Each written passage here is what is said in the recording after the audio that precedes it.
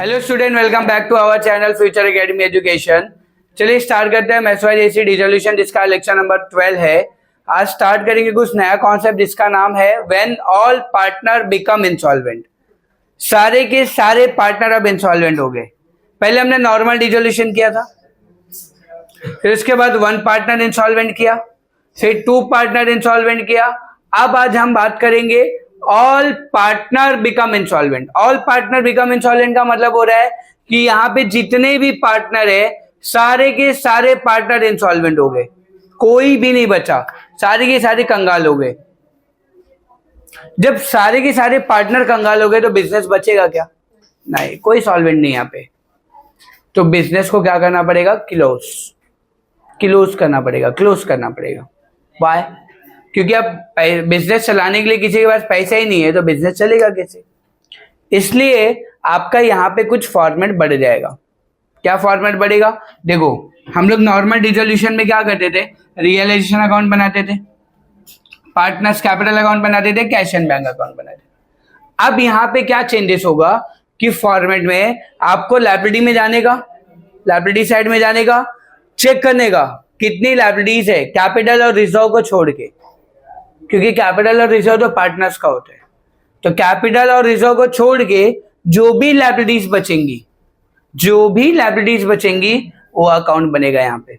जैसे आज के समय में जो कराने वाला हूँ उसमें सन्ड्री क्रेडिटर और बैंक लोन दो अकाउंट था, दो लायबिलिटी थी, तो वो दोनों हमने यहाँ पे बना लिया। और एक अकाउंट कंपलसरी बनाना है जिसका नाम है deficiency account. Deficiency means loss. जो भी पैसा हम पे नहीं कर पाएंगे, जो भी पैसा हम लायबिलिटी होल्डर को पे नहीं कर पाएंगे, वो अकाउंट इस अकाउंट में जाएगा, डेफिशिएंसी। देखना बहुत इजी है, ये टैली होना चाहिए, आपका। ठीक है, देखना कैसे कॉन्सेप्ट करेंगे। थोड़ा सा नया कॉन्सेप्ट मिलेगा तुमको, मतलब पेमेंट करते वक्त पेमेंट ऑफ लायबिलिटीज की एंट्री पता है ना तुमको? पेमेंट ऑफ लायबिलिटीज की एंट्री थोड़ी सी अलग हो जाएगी यहाँ पे, और पोस्टिंग में लायबिलिटी का पोस्टिंग अलग हो जाएगा। लायबिलिटी की जो पोस्ट, अच्छा लायबिलिटी हम लोग कहाँ पे डालते थे? आरसी में। इस बार आरसी में नहीं रहेगा क्योंकि हमने अकाउंट बनाया है ना। हमने बनाया कि नहीं? आरसी अकाउंट बनाया है, sundry creditor account, bill bank loan account, तो उनको उसके अकाउंट में डाल देंगे। बस यही करना है, समझा? स्टार्ट करते हैं, देखो बात करेंगे। Page number 236, question number 1। The balance sheet of Rupali, Dipali and Mitali, who are sharing profit and losses in the ratio of 2:1, was as follows. Ratio दिया, तीन पार्टनर है, रूपाली, दीपाली, मिताली, और तीनों का रेशियो दिया है हमें 2:1। ठीक है, देखो क्या दिया है लायबिलिटीज में जाने का। देखो क्या दिया है, कैपिटल। कैपिटल कहाँ पे आएगा? पीसीसी। सन्ड्री क्रेडिटर बनाया ना हमने अकाउंट, सन्ड्री क्रेडिटर अकाउंट के क्रेडिट साइड में जाएगा। सन्ड्री क्रेडिटर अकाउंट के क्रेडिट साइड में। वाई क्रेडिट में, डेबिट में क्यों नहीं? क्योंकि लायबिलिटी का क्रेडिट बैलेंस होता है। लायबिलिटी की सारी चीजें क्रेडिट साइड में जाती है, एसेट की सारी चीजें डेबिट साइड में जाती है। ये दिमाग में रख लेने का, रट्टा मत मारो। बैंक लोन भी बैंक लोन अकाउंट बनाया हमने, बैंक लोन के क्रेडिट साइड में। चलो आगे देखो क्या दिया है। फिक्स एसेट तो जैसा था वैसे ही पोस्ट होगा। एसेट कहाँ पे जाएगा? RD. Goodwill RD, stock bank CBD, and capital of Mitali PCD. Clear यहाँ तक? पक्का? पोस्टिंग का कुछ लेना देना है क्या अपने को? नहीं। चलो तो स्टार्ट कर लेते हैं, पहले पोस्टिंग कर लेते हैं। क्या क्या दिया है पहले बताओ। कैपिटल कहाँ आएगा? PCC, by balance brought down. कितना है? 60। रूपाली का 60, 40,000, और यहाँ पे डैश। फिर उसके बाद क्या दिया है? तो सन्ड्री क्रेडिटर अकाउंट में जाएगा, और क्रेडिट में लिखेंगे, क्या लिखेंगे? By balance brought down. ऐसा लिखना है तुमको। कितना? 2,40,000। फिर बैंक लोन के क्रेडिट में जाएगा, क्या लिखेंगे? By balance brought down. देख लो यही अलग है, खाली लायबिलिटी की पोस्टिंग। बस लायबिलिटी का पोस्टिंग यही होगा, आप जो भी लायबिलिटी का अकाउंट बनाओगे उसके इसके अकाउंट में डाल देने का। ठीक है, हो गया लायबिलिटी का पोस्टिंग। एसेट में क्या दिया है? यहाँ पे लिखेंगे टू सन्ड्री एसेट्स। क्या क्या आएगा पहला? फिक्स एसेट 2,80,000 180 ठीक है, ये ले लो। उसके बाद गुडविल, गुडविल कितना है? 60,000। उसके बाद क्या दिया है? स्टॉक कितना है? स्टॉक 1,20,000। और कुछ है? बैंक कहाँ पे आएगा? CBD। क्या लिखेंगे? To balance brought down. कितना है बैंक? 2,000। और कुछ है? मिताली। क्या लिखेंगे? To balance brought down 40,000। इसमें से 10,000 मेरे को मिल चुका है। आगे देखते हैं, आगे आगे। चल तू बोलता है तो डायली कर देते। 3 लाख। अंशु ने बोला इसलिए डायली कर रहा हूँ, नहीं तो नहीं करता था, जानते। चलो आगे देखते। On the above date, daily, the firm was dissolved and asset realized as under. Asset realize हो रहा है। Asset realize की एंट्री होती क्या है? CBD and RC. CBD and RC. Fixed asset were sold for rupees 1,80,000 and stock realized for rupees 1,04,000. Realization expenses amounted to rupees 6,000. ये realization expenses की entry क्या होती है? RD and CBC. RD and CBC में आएगा। Assuming that all partner are insolvent, prepare realization account, partners capital account, bank account, sundry creditor account, bank loan account, DeFi CNC account, सब बना दिया हमने। ठीक है, एंट्री करेंगे। पहले एसेट रियलाइज की एंट्री कर लेते हैं। दोनों को प्लस करेंगे, कितना हो रहा है? 2,84,000 बराबर ना। फिक्स एसेट और स्टॉक बेचा तो 2,84,000 हो रहा है ना सालवी, सही कि नहीं? ध्यान देना।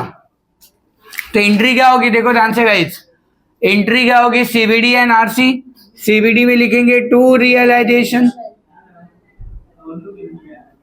कितना? 2,84,000। और सेकेंड इफेक्ट RC में कैश एंड बैंक लिखेंगे, by cash and bank, underline. तीनों क्या नाम, क्या क्या बेचा हमने? फिक्स एसेट कितने में बेचा? 1,80,000। और स्टॉक बेचा हमने 1,04,000, 2,84,000। क्लियर है यहाँ पे? पक्का? चलो आगे देखते क्या दिया है फिर। इसके बाद बोला है realisation expenses amounted to rupees 6,000। Realisation expenses pay कर रहे हैं हम लोग। पे कर रहे हैं तो क्या होगा? RD और CBC। RD में लिखेंगे to cash and bank, underline, और ब्रैकेट में लिख दो रियलाइजेशन एक्सपेंसेस। कितना पे किया हमने? 6,000। सेकेंड इफेक्ट क्या होगा? CBC में लिखेंगे बाय रियलाइजेशन 6,000। खत्म हो गया सब। Payment of liabilities, payment of liabilities यही इंपॉर्टेंट पार्ट है इस पार्ट का। Dissolution all partner become insolvent का जो इंपॉर्टेंट पार्ट है वो है पेमेंट ऑफ लायबिलिटीज। कि हम हमारे पास कितनी लायबिलिटीज है बताओ? 2 है। हमारे पास पैसा कितना है पहले ये पता करना पड़ेगा, लेकिन आज के समय जरूरत नहीं है पैसा पता करने की। रीजन, क्योंकि हमें क्वेश्चन में जाओ, लायबिलिटी में जाओ, बैंक लोन की यहाँ पे ब्रैकेट में कुछ लिखा हुआ है क्या? The charge with a charge on stock. मतलब तुम जब बैंक के पास गए, बैंक का दरवाजा खटखटाया तुमने, भाई पैसा दे मेरे को, लोन दे मेरे को, तो बैंक वाले ने क्या बोला? लोन तो एक ही शर्त पे देगा, तेरा स्टॉक मेरे हवाले। अगर इन फ्यूचर तेरा बिजनेस बंद होगा तो तू स्टॉक जितने में बेचेगा पूरा का पूरा पैसा मेरा होना चाहिए। समझा? मतलब गिरवी रखता है ना, सिक्योरिटी मांगता है ना बैंक वाला। तुम बाजू वाले से भी पैसा लेगा तो बाजू वाला की सिक्योरिटी मांगता है। क्या गारंटी है तू मेरे को पैसा रिटर्न में देगा कि नहीं देगा? तो इसके लिए बैंक वाला क्या करता है? सिक्योरिटी मांगा। जब बैंक से हमने लोन लिया था तो बैंक के पास हमने गिरवी क्या रखा था? अपना स्टॉक। और जब मार्केट में स्टॉक बिकेगा, अब देखो बिजनेस बंद हो रहा है तो स्टॉक को जब हमने मार्केट में बेचा तो हमें कितना पैसा मिला? 1,04,000।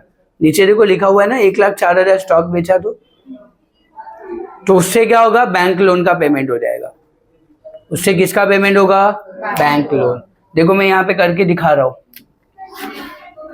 जब हमने एसेट बेचा तो 2,84,000 आया अपने पास पूरा। इसमें से जो स्टॉक वाला पैसा है, स्टॉक वाला कितना? 1,04,000 है ना, ये पूरा का पूरा बैंक लोन को जाएगा। क्यों जाएगा? क्योंकि वहां पे लिखा हुआ है बैंक लोन को ही देना है। स्टॉक का जो भी पैसा होगा बैंक लोन को चार्ज किया है, ठीक है।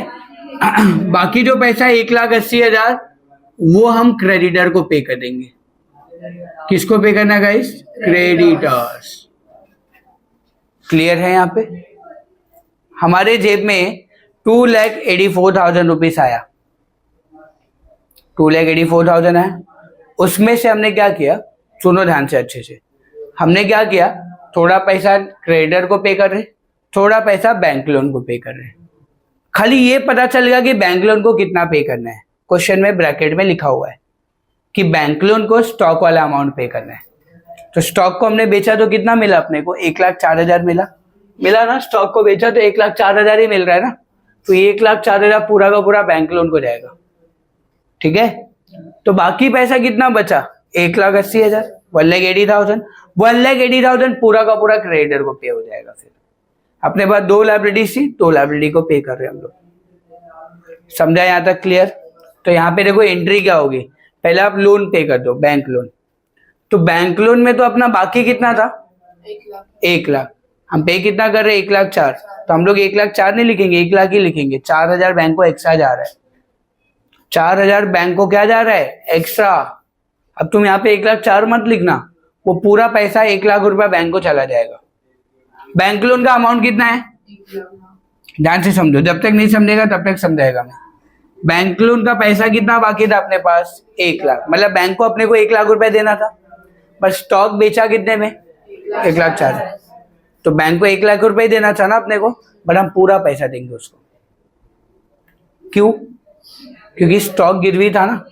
बैंक ने पहले ही एग्रीमेंट बना दिया था, बैंक ने पहले ही कॉन्ट्रैक्ट साइन कर दिया था, भाई कल को तेरा बिजनेस बंद होगा ना तो स्टॉक मेरा होगा, पूरा स्टॉक मेरा हो जाएगा, चाहे वो मार्केट में कम में बिके। अच्छा अगर समझो ऐसा होता कि बैंक लोन 1,04,000 की जगह 90,000 में बिकता था, तब तो बैंक को 90,000 रुपये मिलता था, बाकी बैंक का लॉस, 10,000 बैंक का लॉस।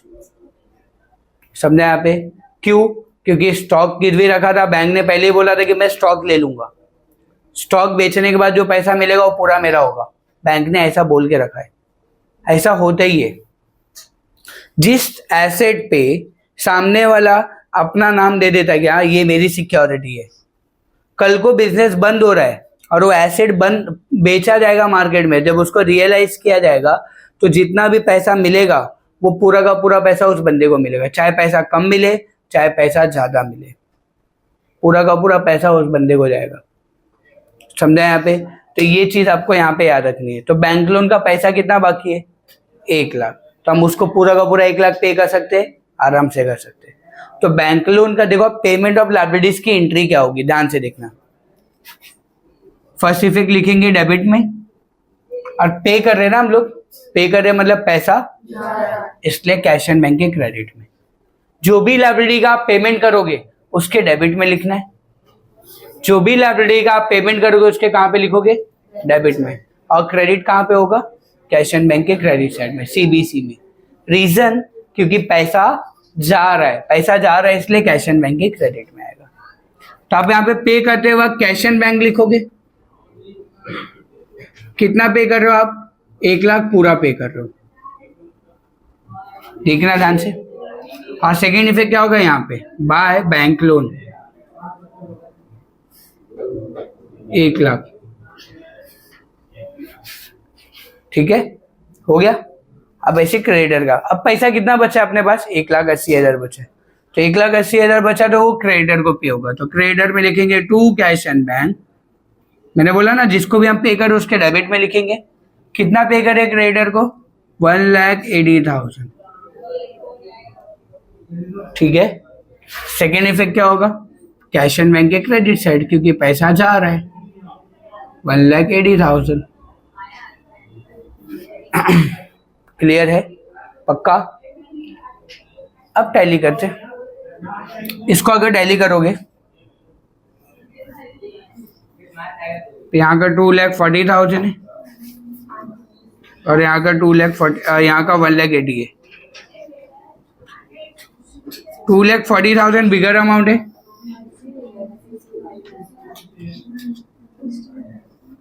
माइनस करेंगे तो 60,000 का डिफरेंस आ रहा है। इसको लिखेंगे टू डेफिशिएंसी अकाउंट, डेफिशिएंसी। अभी जो क्रेडिट डेबिट में है इसको ट्रांसफर करेंगे डेफिशिएंसी के क्रेडिट में। जो भी मतलब ऐसा हुआ रहेगा, देखो अब लॉजिक देखो क्या है।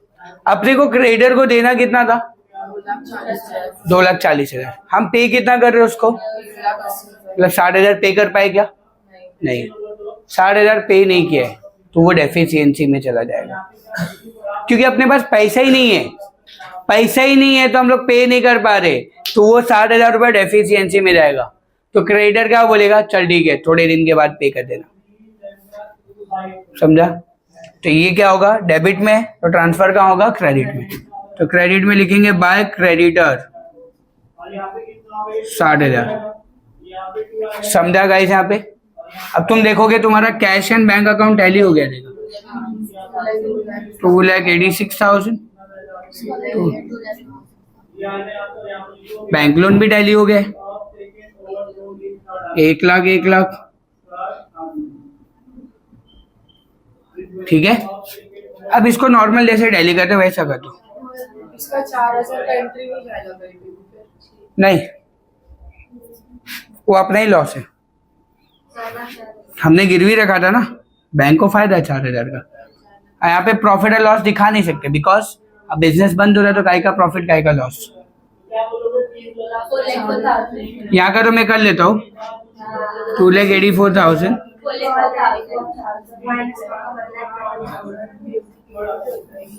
क्या हुआ बाकी शेर बोल,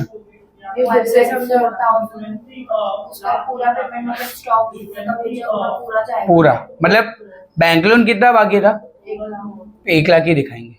पेमेंट हमने 1,04,000 किया, और वहां पे 4,000 दिखाएगी तो 4,000 डिफरेंस पे पास करना पड़ेगा, वो 1,00,000 ही दिखाना पड़ता है। ठीक है, सेटलमेंट कर दिया हमने बैंक का। 4,04,000 दोनों साइड लिख देंगे, बिगर अमाउंट है।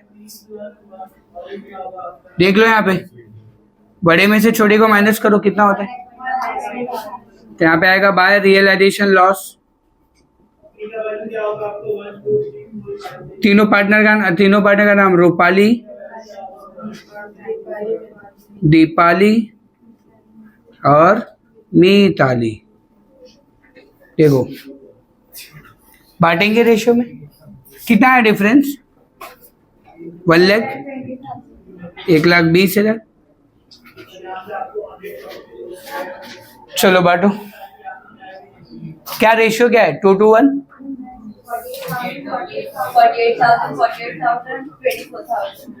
48,000, 24,000। ठीक है, बांट दिया हमने। अभी रियलाइजेशन जो लॉस है यहाँ पे गाइस, ये रियलाइजेशन जो लॉस है ये क्रेडिट में, ट्रांसफर कहाँ होगा, तो डेबिट में लिखेंगे टू रियलाइजेशन लॉस 48,000, 24,000 हो गया। अब इसको टैली कर देंगे, यहाँ का टैली 0 है, यहाँ का 64 बिगर अमाउंट है, दोनों साइड लिख देंगे। 64 डिफरेंस आएगा, 54 होगा, 10 मेरा है ना उसमें, 48,000 और 60,000। 60,000 बिगर अमाउंट है, 60 में से 48 गया तो 12,000 का डिफरेंस आएगा। 48 यहाँ पे 40,000, तो 48 बिगर अमाउंट है, दोनों साइड लिख देंगे। 8,000 का डिफरेंस यहाँ पे आएगा, इसको लिखेंगे डेफिशिएंसी अकाउंट। सब डेफिशिएंसी में रहेगा। अभी तक हम लोग कैश एंड बैंक में डालते थे ना, अब कैश एंड बैंक में नहीं रहेगा, सब कहाँ पे रहेगा? डेफिशिएंसी में। टू डेफिशिएंसी और बाय डेफिशिएंसी, ठीक है। अभी डेबिट में तो ट्रांसफर कहाँ होगा? क्रेडिट में। क्रेडिट में लिखेंगे बाय, क्या नाम है उसका? रूपालीज कैपिटल। कितना है रूपाली का कैपिटल? 12,000। और यहाँ पे क्या आएगा? टू, ये क्रेडिट में तो डेबिट में आएगा, तो रूपालीज कैपिटल 8,000 और टू मितालीज कैपिटल 72,000। टैली हो रहा है? टैली हो रहा है मतलब तुम्हारा सम राइट है। हो गया सब। देखो क्या करना क्या है, सारी जगह टैली, डेफिशिएंसी अकाउंट टैली होना चाहिए, ये इंपॉर्टेंट पार्ट है। सबसे इंपॉर्टेंट पार्ट है पेमेंट ऑफ लायबिलिटीज।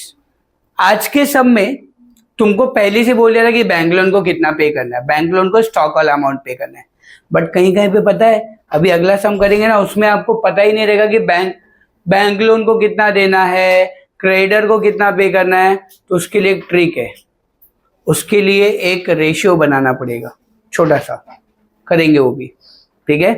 ये था आपका कंप्लीट, देख लो, कुछ डाउट है तो पूछ लो। यहाँ पे नॉर्मल जैसे करते तो वही करना है, बस खाली ये अकाउंट अलग हो गया, ठीक है।